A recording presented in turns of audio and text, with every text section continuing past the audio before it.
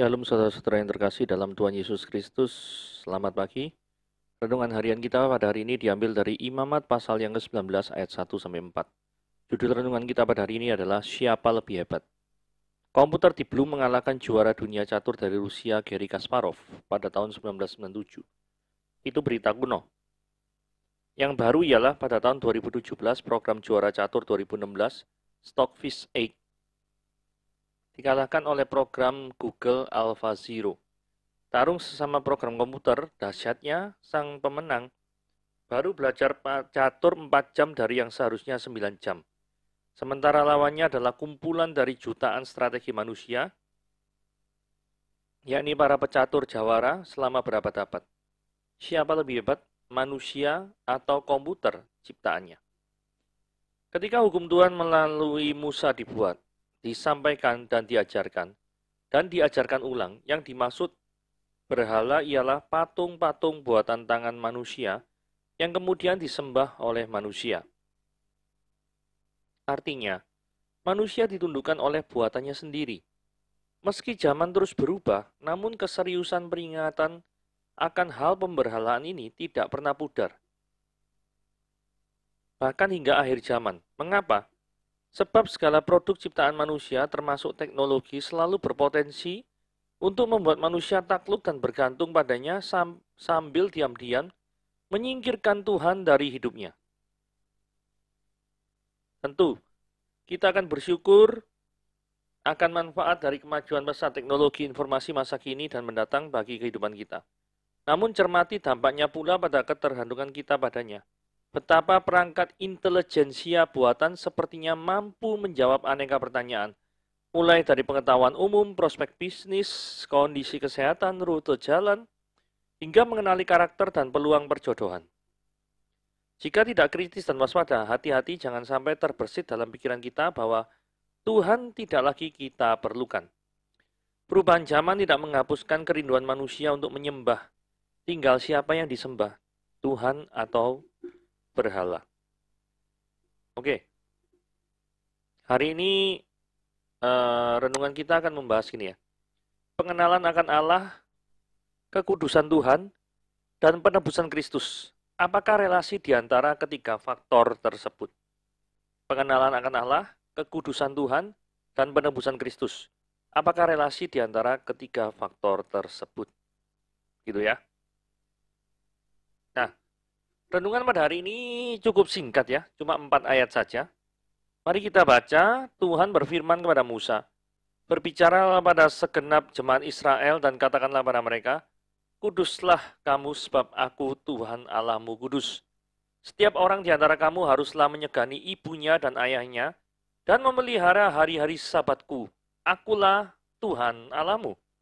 Janganlah kamu berpaling pada berhala-berhala dan janganlah kamu membuat bagimu dewa tuangan. Akulah Tuhan Allahmu." Saudara, frasa pertama dari ayat pertama adalah Tuhan berfirman kepada Musa. Ini artinya Tuhan memakai Musa sebagai perpanjangan lidah Allah untuk menyampaikan firman-Nya kepada bangsa Israel. Nah, aplikasi praktis apa yang dapat kita lihat dari fakta Tuhan berfirman kepada Musa?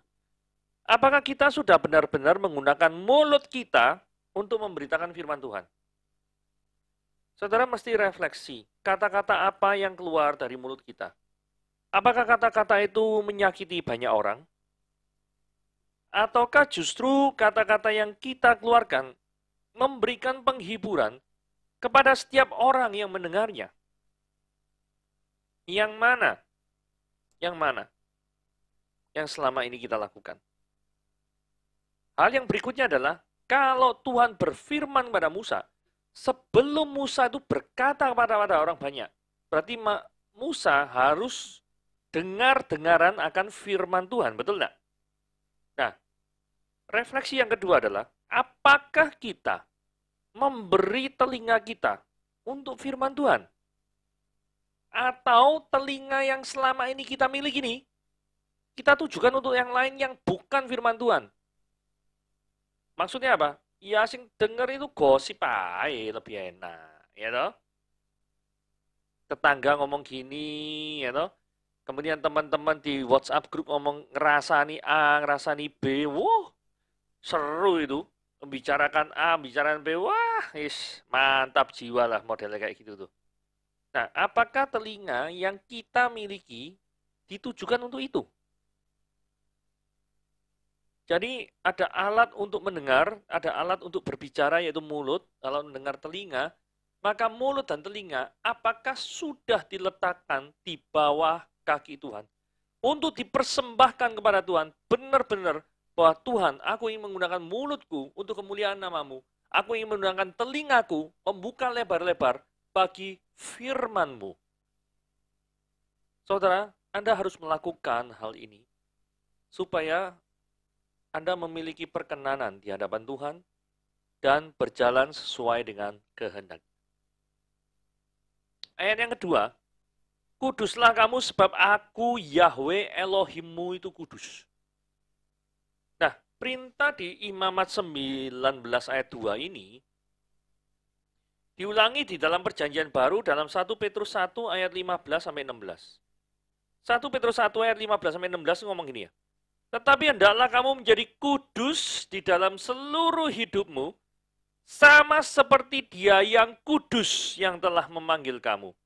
Sebab ada tertulis, ini ngutip ya, kuduslah kamu sebab aku kudus. Ya, jadi perintah dasar dari perintah ini adalah meneladani Tuhan atau memiliki hasrat untuk memiliki kondisi kudus. Sama seperti Allah adalah kudus.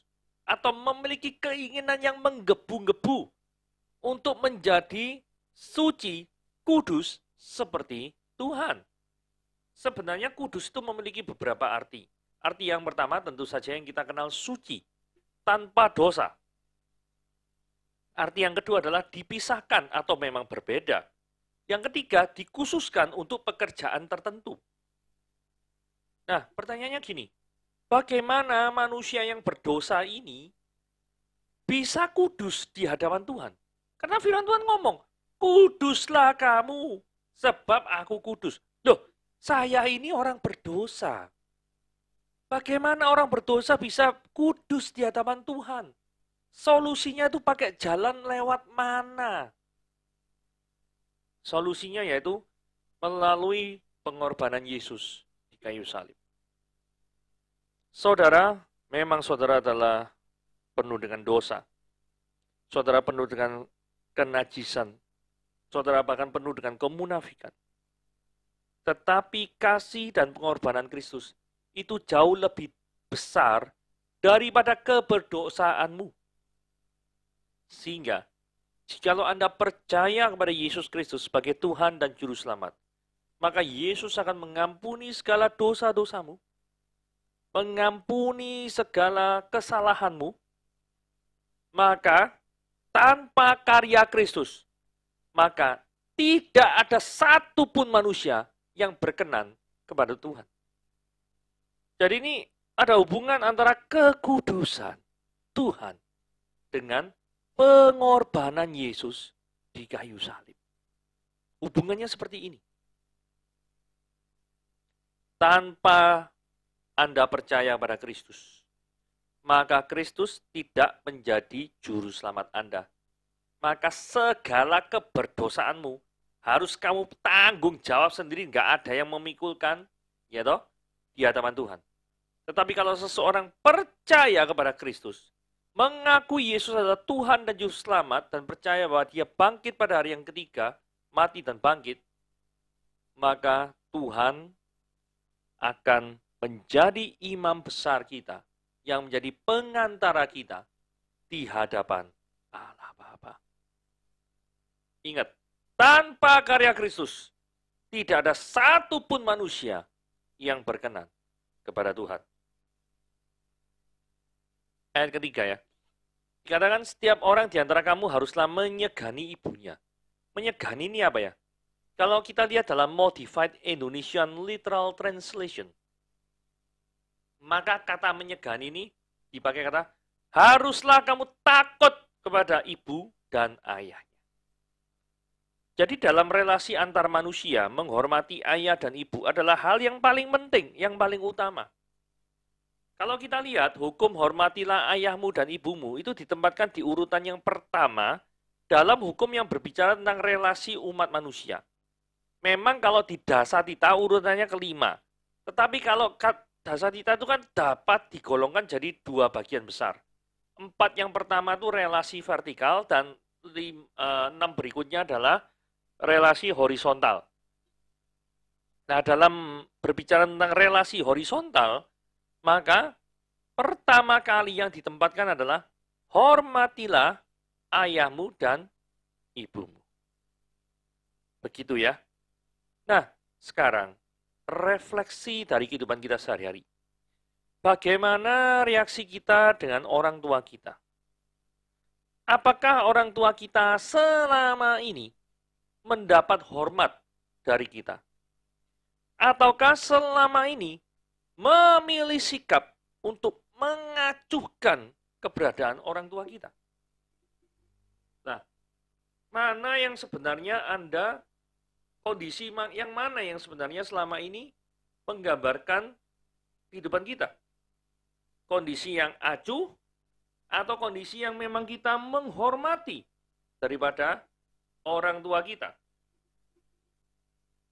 Ataukah hubungan dengan orang tua menjadi rusak? Karena orang tua sejak masih kecil sudah meninggalkan kita. Sehingga kita tidak ngerti orang tua kita itu siapa. Dan kita menaruh dendam karena merasa tidak diperhatikan. Bahkan yang figur orang tua tuh nggak dapat sama sekali gitu loh. Nah, tapi firman Tuhan pada hari ini mengatakan, hormatilah ayahmu dan ibumu. Memang suatu hal yang sangat berat bagi orang yang tinggal hidup di dalam keluarga yang tidak sempurna. Tetapi oleh kasih dan pengampunan Kristus, maka seseorang niscaya akan bisa menghormati ayahnya dan ibunya. Oke. Ayat 3 ini kita bagi dua. Tadi yang menyegani ayahnya dan ibunya. Yang bagian 2 adalah memelihara hari-hari sabatku. Akulah Yahweh Elohimmu. Jadi menyediakan waktu untuk Tuhan adalah penting. Di samping menyediakan waktu untuk orang tua. Ya kan? Hubungan Yahweh dengan orang percaya itu sama seperti hubungan antara bapak dengan anaknya. Itulah sebabnya ketika Yahweh menyuruh memelihara hari-hari sabatku, itu disandingkan dengan menyegani, menghormati ibunya dan ayahnya. Jadi Tuhan itu ingin berperan sebagai bapak bagi kita. Itu sebabnya kenapa Pak ya? Seringkali orang yang memiliki image buruk terhadap ayahnya akan sangat kesulitan sekali bagi orang tersebut untuk memanggil Allah itu sebagai Bapak. Karena gambaran tentang Bapak itu sudah rusak dalam pemikiran orang tersebut. Oke? Nah, hubungannya dengan Sabat apa? Dengan merayakan Sabat, maka kita memiliki waktu khusus dengan Tuhan kita. Nah, waktu khusus inilah di mana kita menjalin relasi dengan Tuhan kita. Jadi sekali lagi ya, kekristenan itu adalah relasi, bukan legalis. Jikalau kepercayaan lain itu lebih mementingkan tentang apa yang boleh dan apa yang tidak boleh, do and don't, do and don't, do and don't. Tetapi kekristenan lebih mementingkan relasi dengan Bapa sebagai suatu patokan untuk jalani hidup di dunia ini. Contoh, tadi kan sudah ada firman, kuduslah kamu sebab aku kudus. Ini jadi patokan loh, relasi dengan Bapa. Patokannya apa? Nah kalau korupsi sama pencurian, itu apakah merupakan bagian dari kekudusan Tuhan? Jawabannya, tidak. Jadi ketika kita tidak melakukan korupsi atau pencurian, bukan semata-mata karena, waduh nanti takut ketahuan apa, bukan. Karena itu ketika kita berrelasi dengan Tuhan, itu bukan bagian daripada karakter Kristus. Itu bukan daripada karakter Tuhan yang kita kenal dan kita sembah. Tuhan kita bukan koruptor. Tuhan kita bukan pencuri. Itulah sebabnya kita tidak melakukan hal-hal kayak gitu. Ini penerapan dari kuduslah kamu, sebab aku kudus. Kamu berbedalah dengan dunia ini, sebab engkau memang berbeda dan bukan dari dunia ini. Karena itulah kita memang dipanggil untuk berbeda dari dunia ini. Nah, sekarang ayat yang keempat ya. Kita lihat, janganlah kamu berpaling pada berhala-berhala. Kata berpaling pada berhala merupakan tindakan yang mendukakan hati Tuhan. Tadi kan kita sepakat antara kita dengan Tuhan ada relasi. Ya kalau ada relasi itu bisa disenangkan hubungan dua belah pihak atau bisa mendukakan salah satu pihak. Kan begitu ya? Nah itu sama saja berarti bahwa kalau kita menyembah berhala ya. Manusia itu tidak lagi mengandalkan Yehova dalam kehidupannya. Tapi mengandalkan pihak lain. Yang ironisnya justru tidak memiliki kuasa dibandingkan dengan Yehova. Ilustrasinya gini ya. Pemain sepak bola yang digantikan posisinya sejak klub sepak bolanya melakukan pembelian pemain baru. Ketika sudah digantikan, maka yang terjadi adalah dia jadi pemain cadangan.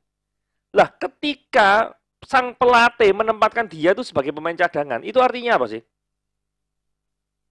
Waktunya itu bagi orang lain yang lebih bisa diandalkan, itu menempati posisimu daripada kamu. Jadi, itu lebih bisa diandalkan yang diletakkan di sebagai pemain utama. Kamu kurang bisa diandalkan. Lah, berpaling pada berhala itu sama saja menjadikan Tuhan sebagai pemain cadangan. Lah, ini kurang ajar ini. Ya toh? Bukan menjadikan Tuhan sebagai pemain utama, tapi menjadikan Tuhan sebagai pemain cadangan. Artinya apa? Tuhan kok nggak penting lagi. Ada pihak lain yang lebih penting daripadamu, yaitu berhala-berhala ini. Nah, padahal berhala adalah ciptaan manusia. Aneh bukan? Oke, kita pelajari frase yang kedua dari ayat yang keempat, yaitu, dan janganlah kamu membuat bagimu dewa tuangan. Why? Kenapa tidak boleh membuat bagimu dewa tuangan? Mazmur 115 ayat 4-8 berkata, berhala-berhala mereka adalah perak dan emas, buatan tangan manusia. Mempunyai mulut, tapi tidak dapat berkata-kata. Mempunyai mata, tetapi tidak dapat melihat. Mempunyai telinga, tetapi tidak dapat mendengar. Mempunyai hidung, tetapi tidak dapat mencium. Mempunyai tangan, tetapi tidak dapat meraba-raba. Mempunyai kaki, tetapi tidak dapat berjalan, dan tidak dapat memberikan suara dengan kerongkongannya. Seperti itulah jadinya orang-orang yang membuatnya, dan semua orang yang percaya kepadanya. Maksudnya apa ayat 8 ini? Engkau membuat mata tapi tidak bisa melihat, punya telinga tapi tidak bisa mendengar. Artinya apa? Secara fisik engkau ada, tapi secara fungsional engkau tidak ada gunanya. Itu adalah penilaian Tuhan kepada orang-orang yang membuat patung dan menyembahnya. Keberadaanmu tidak berfungsi sama sekali. Sama seperti berhala-berhala ini. Sekalipun secara fisiknya mereka itu terbuat dari perak dan emas yang dihargai. Tetapi mereka toh, sekalipun emas perak itu tidak dapat ngomong, nggak punya kuasa. Begitu loh. Itu sebabnya Tuhan berkata, janganlah kamu membuat bagimu dewa tuangan. Yang terakhir, frasa terakhir adalah, akulah Yahweh Elohimu. Kalau kita perhatikan baik-baik, frasa akulah Yahweh Elohimu, sebelumnya juga sudah disebut dalam ayat yang ketiga. Jika dalam dua ayat berturut-turut diulangi kalimat yang sama, maka frasa tersebut merupakan titik fokus daripada pembicaraan. Penekanannya adalah, tadi kan ngomong bahwa, kuduslah kamu sebab aku kudus. Pengertian kudus adalah, aku ini berbeda. Nah, ini maksudnya, akulah Yahweh Elohimu itu menunjukkan bahwa aku ini beda dengan dewa tuangan. Dipisahkan karena memang secara ontologis berbeda. Aku adalah pencipta. Dewa tuangan itu adalah ciptaan. Yang menciptakan bukan Tuhan, tapi ciptaanku lagi, yaitu manusia yang menciptakan. Berarti kan secara ontologis, secara keberadaan, secara eksistensi, yang diciptakan manusia kan selalu lebih rendah daripada sang pencipta, yaitu manusia sendiri. Benar tidak? Kok ironinya yang diciptakan, yaitu patung berhala, malah disembah seolah-olah menjadi pribadi yang lebih tinggi daripada yang membuatnya. Lah ini kan salah kaprah. Nah, bagaimana supaya orang itu tidak berpaling pada berhala? Kuncinya adalah orang tersebut harus mengenal Yahweh dengan baik dan benar. Saudara, bagaimana kita bisa hidup kekudusan? Saudara harus mengenal Tuhan. Saudara harus menerima Yesus sebagai Tuhan dan Juru Selamat. Karena tanpa penebusan Kristus, tanpa iman, maka engkau akan tetap berada dalam dosa-dosamu. Mintalah ampun sekarang juga kepada Tuhan atas segala dosa-dosamu. Maka Tuhan akan mengampuni engkau. Jadi, tanpa seseorang mengenal Yahweh yang maha pengampun itu, maka seorang akan merasa terhalang untuk datang kepada Tuhan.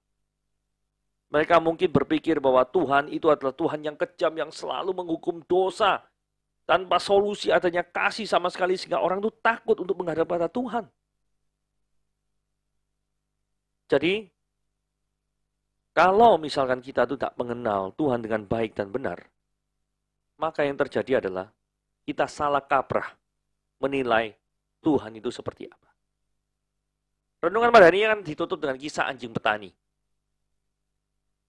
Jadi ada seorang petani yang mempunyai anjing. Petani ini istrinya sudah meninggal dan memiliki seorang bayi, ya. Ya karena memang istrinya sudah meninggal, jadi dia dibantu oleh temannya untuk merawat gitu ya.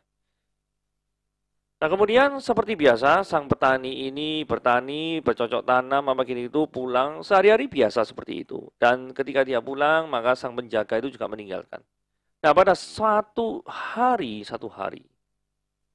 ada saat di mana sang penjaga itu keluar dan tidak melihat sang bayi.